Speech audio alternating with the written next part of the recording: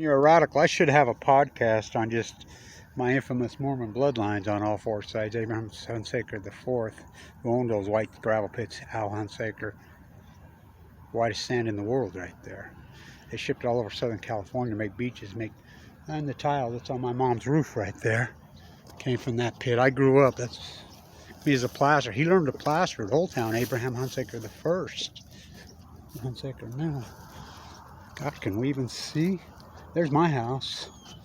Willard Peak, named after Willard Richards. I'll tell you a great story. That red bar tile's from there. It's still pristine. So Willard Richards, Randy Richards, my attorney for all that, used to be friends. Keyword used to be. So, first school in Western Weber County, Marie Mickelson, my great-great-grandma. Something rotten in Denmark.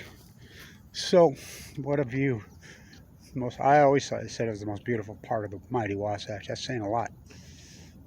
So, the Mormons, Brigham Young, were into racehorses big time. And this is a story coming from Randy. He told me Willard's named after Willard Richards. By the way, Romney's real name's Willard. It's not named after him.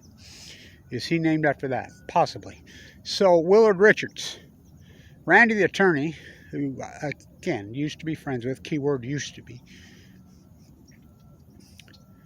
said that Brigham Young wanted his racehorses. Now, you go to Lagoon, it was called Beehive Downs, right there where that great racetrack used to be. Oh my God, that racetrack was grand. One of the grand horse racetracks in America. The Mormons were gamblers. They didn't come out against gambling. The whole word of wisdom was pseudo de facto until, of course, Prohibition changed everything.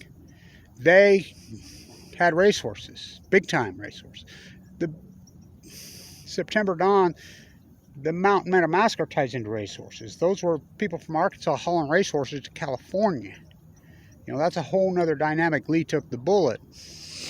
But Randy claims, and this is just third party, that Brigham Young wanted his racehorses and he wouldn't give them up. And he excommunicated him for it. Now, I restored a lot of those old houses there. Now, where that bog is outside of Willard, where you dump down into Willard Bay, my grandpa worked on Willard Bay. Willard Bay was built in the late 1950s. It was the Great Marsh. What they gouged that hole out of there is disgusting. So, a lot of the Mormon so-called polygamists, they would hide when the feds came in. When the feds rounded up all the polygamists, the Mormon Temple, which is one of the great structures, Christensen. I got some really great stories about the 13th painting too that ties in. It showed up. Christensen, the architect, the artist, they seized it all. The feds seized it all. So these Mormon polygamists were to be arrested, including Abraham Hunsaker IV, who Liam, who was supposedly his native adopted son, I think he was his real bloodline son, was killed right there in Manaway on the other side. I got in a car wreck on the other side of that. And on Dock Flats, when I was 18 years old, a guy named Kelly Stewart was driving, rolled off, the idiot. Man, I was screaming, yelling, slow down, go crazy, and he almost killed me. We rolled off the back side of that. It's grand. So, where that bog is, there's a bog that you go down towards where the Flange A is now. You can see that tree above. That's where Porter Rockwell used to hang out. He had a dirt dugout and he would hide there. And so my grandpa told me these stories. And so the evolution of the Mormon polygamists, so they would hide. They all had these. I worked on a lot of those grand houses, and there's some grand houses there. I restored the lath and plaster, the rock. They would hide when the feds came in, because the feds arrested them. There was a prison, speaking of Light the Night, it's Saturday. It used to be a sugar house. Now it's by the library. They built a prison at Sugar House in Salt Lake. And the feds rounded them all up and put them in prison. When I was a kid, you could still see the walls from the prison at Sugar House. So I wanted to get this up because I just had a guy call me. No migratory, from Willard. I mean, the way they gouged that hole in the side of the Butters and those guys, that's been there for a long time. But the rock around my dad's house, because the freeway wasn't here. So my dad worked for my grandpa, Abraham Hunsaker IV, in those pits, whatever. We would travel up that. I'd go to work with him. We would stop on the way home. He had a 1966 unibody pickup. And he'd even take his station wagon, whatever. And he would stop right there at Rocky Point. God, that place was the coolest, wasn't it? And that old sign sat there forever and ever and ever.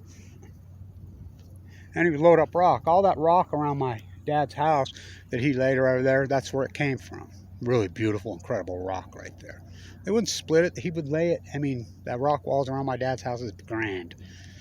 You know, that's where I learned, in those sand pits. So I wanted to get this up because I just talked to him in Willard. The Mormons had a race. I should have a podcast just on Mormonism. You know, one wife there, one wife there. I come from Mormon polygamists on all four, you know, grandparents' side. Ike Potter himself, that's my great-great-grandpa. Ike Potter himself, you know, whew, you know, they got him in the Colville jail, hung him and slit his throat. Porter Rockwell did. Ella Potter Hunsaker is my grandma, his last living grandchild. Abraham Hunsaker IV himself is my grandpa. You know, and then, of course, the polygamist, the Blanch is here.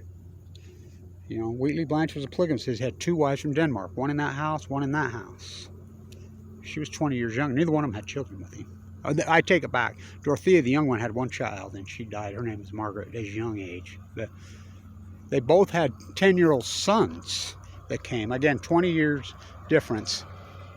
Joe Blanch was his name. He was killed by a team of horses right back there.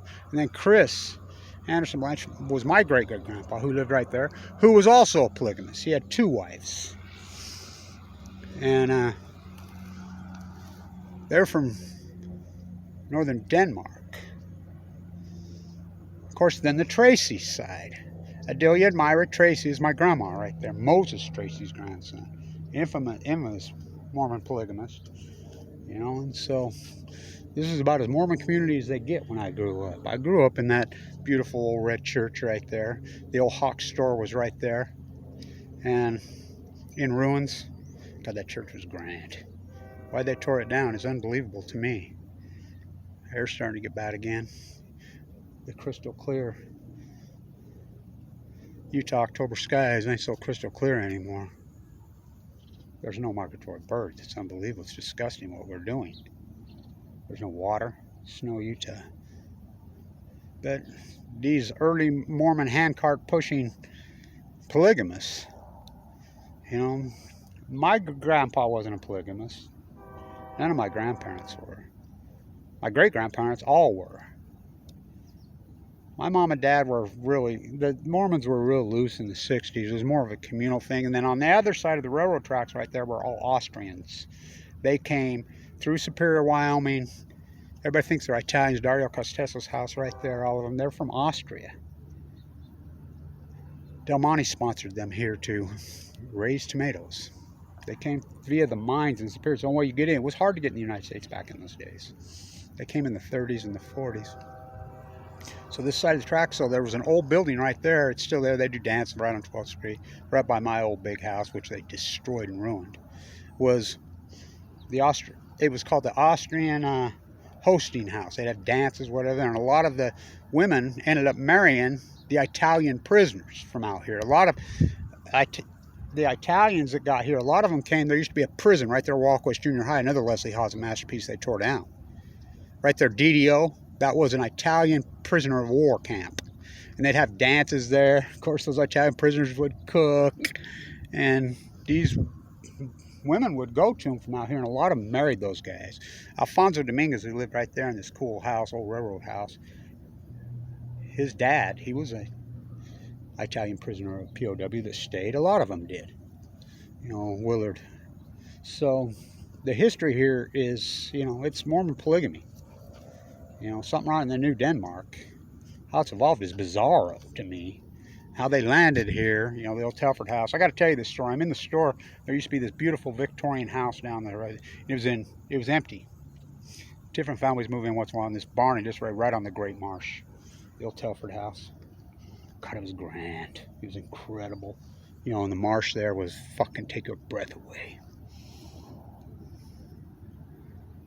big trees were down that lane.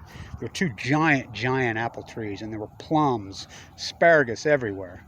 This mega dairy welfare farmer who claims he's all this, you know, Malta heritage freaking Mormon, tore them all out illegally and didn't even own them. By the way, the guy that tore them out died of leukemia, sadly. I had it out with him. I'm still having it out with him. I'm in the store. This little old guy comes up to me and he says, "You're Kevin Blanch, aren't you?" "Yeah." "You don't know who I am, do you?" "No." He says, "Well, I've shrunk about 6 inches. Used to live right over there on that corner." He says, "I'm Frank Telford." "Frank Telford? You were old when I was a little boy." "Yeah." "What? You recognize me from when I was a little boy?" "Yeah." "Yep." "Mind like a trap." I said, "How old are you?" 95. I says, "You're the youngest 95-year-old in history." Something wrong. That's the train that goes over the causeway, which the causeway was wood, and they tore it out. I know I want to get this history done before this is all gone. They tore the wood out. I was out there. I have a vase made by Durr, who lived right over there, great potter. His family from Evanston, Wyoming. His mother was the great pottery teacher at Weaver State. I have a wood vase made out of the first one. And so they were tearing it out. They tore it out. You know, the redwood went to the wood guy. The redwood went for huge money. But the pillars, I have some still out there. I used to hang out there, the wood causeway. You know, the ballast one's always been there. They breached it recently, but it just keeps sinking and sinking and sinking. There's no bottom to that lake. Right at the end, he was a guy from Idaho. His tugboat sunk and he drowned. So it goes over the lake. I used to have a key to the causeway. I used to drive over that all the fucking time. Of course, I don't even have a car anymore. Cancer took care of all that. So I wanted to get this because I just talked to him at Willard, and it's such a beautiful view. And I was walking out here, and I said, "God, I got to do it right here," just because those cliffs at Willard. By the way, I was up there at Waterfall last year. It's the best waterfall in the Wasatch. No water running out of the waterfall. No snow. Tornado hit right there when I was 8 years old. Ripped through right where my house is. It would have took it down. Took our old barn down. The tragedy. Lana, her sister, Ruth Marie, and my mom were best friends from Brigham City. My mom lined Lamar Gibson up with. Kathy was the most beautiful girl in this freaking tent. That's saying a lot. Pierre Rodriguez murdered her right there. Shot her right in front of her dad, Lamar, and then killed himself. Fucking punk. This community has had so much tragedy. I can go on every house. Tragedy, tragedy, tragedy, tragedy, tragedy. I mean, my cousin Todd always says, "I think the place is cursed." I says, "Well, look what they did to the Shoshone." They called themselves Shoshone here. So I wanted to get this for him. I just talked to him on the phone. Willard's named after Willard Richards. Grand place. That place is grand, and it is beautiful, you know. And by the way, the fruitway and the vegetables and everything, you go up there and get it. Oh, it's all that. It's going on right now. The peaches, the tomatoes, oh, it's all that. The best in the world. And people come from all over the world. Something right in the New Denmark. I wanted to get this for him because he just called. Stay tuned.